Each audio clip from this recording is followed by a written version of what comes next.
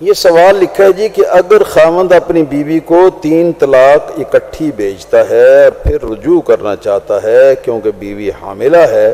تو کیا حکم ہے اور شوہر کے لیے کوئی ترغیب؟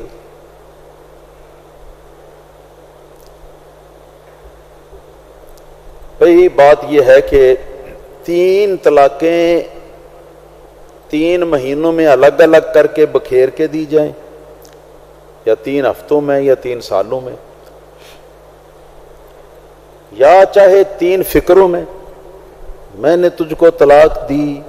میں نے تجھ کو طلاق دی، میں نے تجھ کو طلاق دی، یہ 3 فکرے ہو گئے.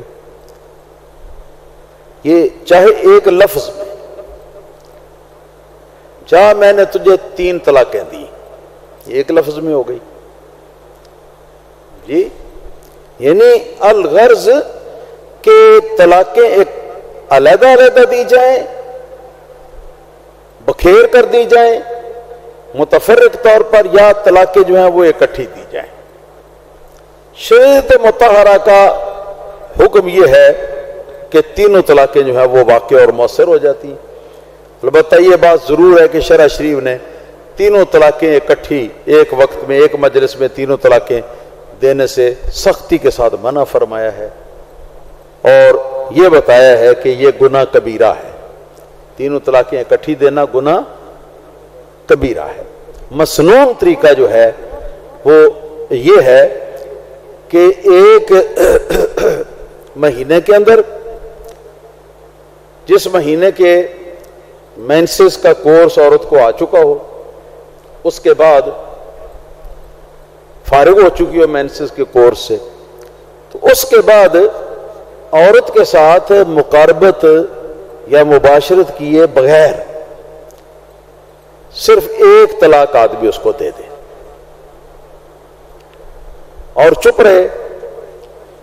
پھر جس وقت عورت جو ہے وہ اس سے اگلے مینسس کورس سے فارغ ہو جائے تو اگر یہ دوسری طلاق بھی دینا چاہتا ہے تو اس کو یہ دوسری طلاق اس وقت دے اور بغیر عورت کو ہاتھ لگائے، مباشرت کیے بغیر، دوسری ماہواری کے بعد. پھر تیسری ماہواری کے بعد اگر تیسری طلاق دینا چاہتا ہے تو تیسری طلاق دے، اور جب تیسری ماہواری کے بعد تیسری طلاق دے دے گا تو اس کے بعد سے یہ اس کے اوپر مکمل طور پر حرام ہو چکی. اور اس مسنون طریقے کے اندر فائدہ یہ ہے کہ ایک مہینے میں ایک طلاق دی ہے مباشرت کیے بغیر، تو اب آدمی کے لیے اس بات کی مہلت ہے، آدمی کو حق دیا گیا ہے کہ وہ جب چاہے عدت پوری ہونے سے پہلے پہلے وہ اس عورت کے ساتھ رجوع کر لے. اگر وہ طلاق دے دی تو پھر اس کو مزید موقع ملتا ہے، یعنی اسی طرح تیسری طلاق تک. جب تیسری طلاق بھی دے دی اس کے بعد یہ موقع ختم ہو جاتا ہے. تو یہ چانس جو طلاق سے رجوع کرنے کا اور پچھلا نکاح جو ہے وہ باقی رکھنے کا جو مل سکتا ہے وہ اس ترتیب کے ساتھ طلاق دینے میں ملتا ہے، اس کے بغیر نہیں ملتا. لیکن اگر کوئی شخص خودکشی کرتا ہے، اپنے سر میں خود گولی چلانا چاہتا ہے، اپنی گردن پر خود چھری چلانا چاہتا ہے، اپنے گھر کو خود برباد کرنا چاہتا ہے اور ایک دم تینوں طلاقیں جو ہیں وہ اپنے منہ سے وارد کر دیتا ہے، تو یہ شخص گناہگار ہے. ایک کبیرہ گناہ کا اس نے ارتکاب کیا، اس لیے کہ جو شرع شریف کا بتایا ہوا طریقہ ہے اس طریقے کو اس نے اختیار نہیں کیا. مگر طلاقیں جو ہیں وہ بھی اس کے ساتھ ہو جائیں گی. سیدنا عبداللہ بن عباس رضی اللہ تعالیٰ عنہما کی حدیث مصنف ابن ابی شیبہ رضی اللہ تعالیٰ عنہ میں ہے کہ وہ ان کے پاس ایک آدمی آیا اور آ کر وہ کہنے لگا کہ حضور اے ابو العباس، آپ کی کنیت ابو العباس بھی ہے، ابن العباس بھی ہے، ایک بڑا مشکل مسئلہ پیش آیا ہے. پوچھا کیا ہے؟ تو وہ آدمی کہنے لگا کہ انا ابی طلق امی مئۃ طلاق، کہ میرے باپ نے میری ماں کو 100 طلاقیں دے دی۔ اب یہ 100 طلاقیں تو یکبارگی تھی، ایک ہی ٹائم میں تھی 100 طلاقیں۔ تو اب بتائیے کہ ہمارے لیے کون سا راستہ ہے یعنی اس سے نکلنے کا؟ تو حضرت عبداللہ بن عباس رضی اللہ تعالیٰ عنہ غضبناک ہوئے، غضبناک ہو کر فرمایا کیا یرکب احدکم الحموقۃ ثم یاتی الی ویقول یا ابا العباس یا ابا العباس، کہ کسی بھی آدمی کو جب حماقت سوچتی ہے تو حماقت کے گھوڑے پر سوار ہو کر تو اپنی بیوی کو وہ 3 طلاقیں اکٹھی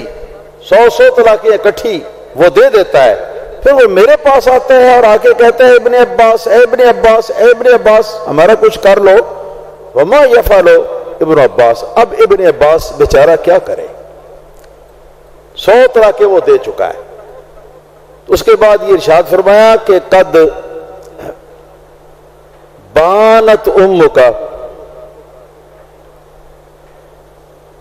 وحرمت علی ابیک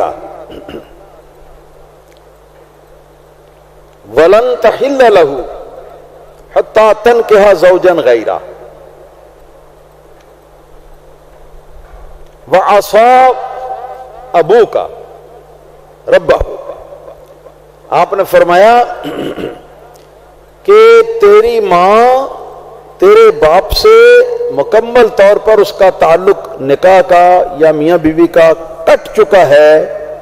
اور اب وہ تمہارے باپ کے اوپر وہ حرام ہے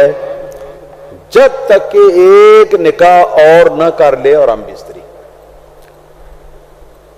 اور تمہارا باپ جو ہے یہ حرکت کر کے